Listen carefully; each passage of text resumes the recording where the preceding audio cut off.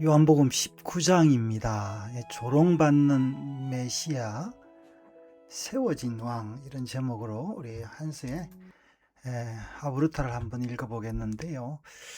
제가 지난주에 또 이 19장으로 설교를 했는데, 이 세상의 왕과 이제 그 메시아는 굉장히 달라요. 완전히 그냥 달라도 얼마나 다르냐니요. 너무 상식이 아니라 이제 이 메시아는 숨겨진 왕이기 때문에 아무나 볼 수가 없습니다. 제가 오늘 제가 읽으면서 한번 볼 건데요. 이제 보면은 자 볼게요. 여기 오늘 19장의 이제 이야기인데 예수님을 데려다가 빌라다가 채찍질합니다. 근데 죄가 없는데도 채찍질해요. 그리고 또 왕의 옷을 입히죠. 때리고 참 이제 그러면서 유대인들에게 모욕을 주죠. 너 왕이야 이러면서 옷도 뭡니까 자색 옷 입히고 이제 이런데 사람들은 또 다시 이제 뭐랍니까 그 가이사가 왕이지 이 사람이 왕이 아닙니다. 당신이 가이사의 충신이기 때문에 이 사람 죽여야 됩니다. 라고 하면서 자기들은 이제 유월절 지키려고 이제 하나님 말씀 지키려고 이렇게 이제 빨리 죽이는 그런 광경인데요. 자, 한번 볼게요. 네.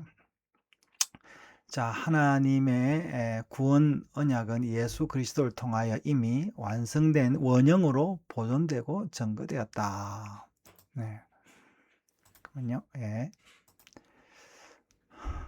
단지 세상 역사 속에 계시된 구원의 언약은 그 시대에 열린 부분만 보여주고 있습니다. 그러므로 그 시대에 계시된 모형들은 영원한 것이 아닙니다. 그런데도 이 모형들은 인간의 역사에서 꽤 오래 자국을 남기고 있습니다. 광야의 불의뱀은 너후야단이라는 이름으로 히스기야 왕까지 700년간 존재했고 성전은 예수님 오시기까지 1500년간 존재했습니다.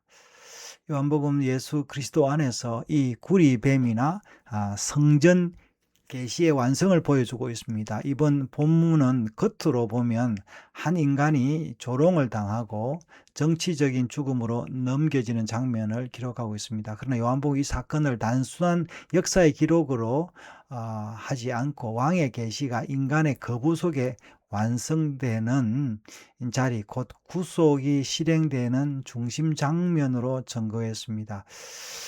그러니까 이제 이게 이제 뭡니까 인간의 거부 속에 완성되는, 그러니까 이게 인간들이 야 이 왕이 맞다 이러면은 그건 왕이 아닌 거예요. 사람들은 자기 이익을 주는, 자기 욕심을 채우는, 그래서 욕심을 채워서 결국 그 욕심 때문에 멸망할 수밖에 없는 그런 왕을 구하는데, 이 왕은 다르다는 거예요. 본문은 먼저 조롱이 있었고 이어 보라 라는 선언이 반복되는 그 사이에 정체성 논란이 일어나고 권세의 본질이 일어난 후 결국 인간의 선택과 넘겨짐으로 끝납니다. 처음 장면에서 군병들은 예수님께 가시관을 씌우고 자색 옷을 입히며 유대인의 왕이라고 말했습니다. 이 행위는 명백한 조롱이지만 성경은 이 조롱을 그대로 두지 않습니다. 왕관, 왕의 옷, 왕이라는 호칭 등 조롱 속에 행해진 행동들이 이 모든 요소는 놀랍게도 원래 왕을 세우는 의식에 속한 것이었습니다. 이제 빌라도는 이것을 이제 조롱으로 했는데요. 이제 이 사실은 이제 이 자기들은 조롱했지만 메시아는 이 세상의 왕임을 증거하는 이제 그런 기록을 지금 이제 사도 요한이 기록하고 있는 거예요. 지금 사도 요한이 거의 이제 말년에 기록했기 때문에 이건 굉장히 아주 신학적인 치밀한 그 저술이라고 이제 볼 수가 있죠. 영감이죠. 인간은 그것을 비웃음으로 사용하지만 하나님은 그 장면을 통해 참된 왕이 이렇게 세워진다고 말씀하고 계십니다. 이 왕권은 힘과 폭력으로 세워지지 않고 고난과 낮아짐 속에서 드러나며 인간은 왕을 부정하려 하지만 그 부정의 행위 자체가 오히려 왕을 정언하게 되었습니다. 이어 빌라도는 예수님 끌고 와 보라 이 사람이다. 너 왕이다 이 말이죠. 라고 말했습니다. 이 선언은 단순한 동정이나 관심 유도가 아니라 언약적으로 훨씬 깊은 의미를 가지고 있습니다. 그러니까 이제 이 유대인들은 왕을 거부했지만 이방인인 이 빌라도는 왕이라는 걸 알고 있는데, 그치요? 그 왕을 이제 죽도록 내버려 두는 거는 또 이 사람의 또 다른 기쁨이겠죠? 예.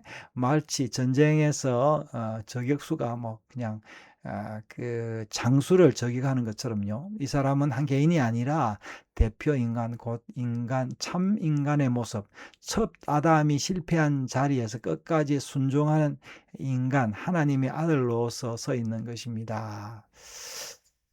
자, 여러분, 이게 이제 사실은요, 내 아들이 이 죄를 지어서 죽게 됐는데, 이 아들을 살리려고, 부모가 죽으면 그것이 부모가 아닙니까? 그게 참 부모죠. 그죠? 이 참 아버지인 것입니다. 이제, 그러나 인간은 이 참 인간을 알아보지 못하고 제거하려 합니다. 그래서 사람들은 이제 그렇게 이야기하죠. 그 못된 아들을 통해서 죽는 부모를 보면서, 아버지를 보면서, 참 바보다. 저 가치 없는 인간을 위해서 저 아버지가 죽어야 되냐. 뭐 이런 생각을 할 수가 있겠죠. 세상은 왜 참 인간을 알아보지 못하는가? 그 이유는 인간이 이미 다른 기준으로 살아가기 때문입니다. 힘, 권력, 체면의 기준으로 볼 때 지금 눈앞에 있는 이는 왕도 아니고 존귀한 자도 아닙니다. 그래서 그는 거부되고 오히려 하나님 모독죄로 죽음에 내몰리게 되었습니다. 유대인들은 그는 하나님의 아들이라 하였으니 죽어야 한다고 소리쳤습니다. 이 말은 인간의 감정이 아니라 자신들이 정하는 법적인 종교적인 논리였죠. 그들의 율법 체계 안에서 일관된 판단이었지만 문제는 법이 아니라 대상 인식의 실패였습니다. 참된 사람이며 하나님의 아들을 하나님을 모독하는 자로 판단했기 때문입니다. 그러나 빌라도는 하나님의 아들이란 말을 듣고 두려워했습니다. 그는 진리를 분명히 알지는 못했지만 이 사건이 단순하지 않는다는 것을 감지했습니다. 그는 예수님께 내게 너를 묻고 나는 너를 묻고 푸는 권세가 있지 않느냐고 했습니다. 그러나 예수님께서는 위에서 주지 아니하실 때면 아무 권세도 없으리라고 대답했습니다. 지금 이 모든 일이 인간이 주도하는 것처럼 보이지만 실제로는 위에서 주어진 권세 안에서 이루어지는 사건인 것입니다. 빌라도는 유월절 특사를 염두에 두고 유대인들에게 보라 너희의 왕이로다 말했지만 오히려 백성들은 예수님을 십자가에 못 박아라고 소리쳤으며 다시 빌라도는 너희 왕을 십자가에 못 박으랴 이제 이렇게 조롱을 한 거죠. 제사장들이 뭐랬습니까? 우리에게는 가이사 외에 왕이 없습니다.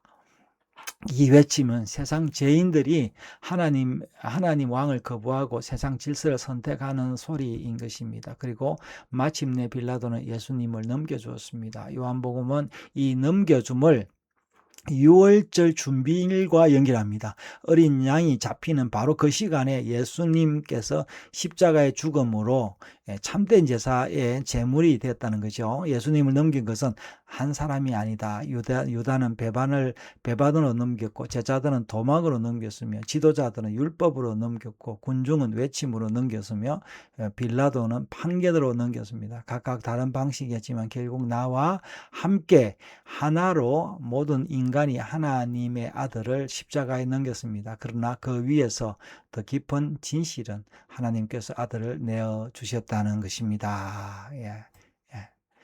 하나님의 아들을 내어줬다. 그래서 이제 그 아들도 사람도 모두 다 거부를 해야 이 회개가 되죠. 여기서 만약에 이제 사람들의 노력이나 이런 게 있으면요, 그 사람들 공로가 되기 때문에 회개할 게 없죠. 자, 인간의 죄가 다양한 모습으로 드러나지만 그 모든 죄가 한 분에게 모여 그분이 대신 짊어지신 것, 그것이 바로 십자가입니다. 그래서 이 본문은 누가 예수님을 죽였는가라고 묻지 않고 오히려 이 십자가는 누구를 위한 것인가라고 묻고 있습니다. 인간은 왕을 조롱하며 거부했고 자신들의 기준으로 정죄했으며 결국 그를 넘겼습니다. 그러나 하나님 그 모든 과정을 통해 어린 양을 들이셨고 왕을 세웠으며 구속을 완성하셨습니다. 그래서 이 본문은 보라, 이 사람이다. 보라, 너희 왕이다라고 선언하고 있습니다. 이 선언 앞에서 우리는 더 이상 방관자가 아니라 이 은혜 안에서 선택된 사람입니다. 십자가는 이미 세워졌고 왕은 드러났습니다. 이제 남은 것은 우리가 믿음으로 그 안에 있다고 응답하며 선언하는 것입니다.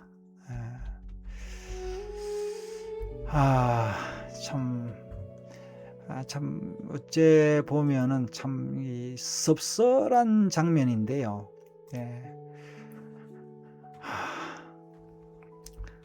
이제 우리는 언젠가 모두 다 불효자죠.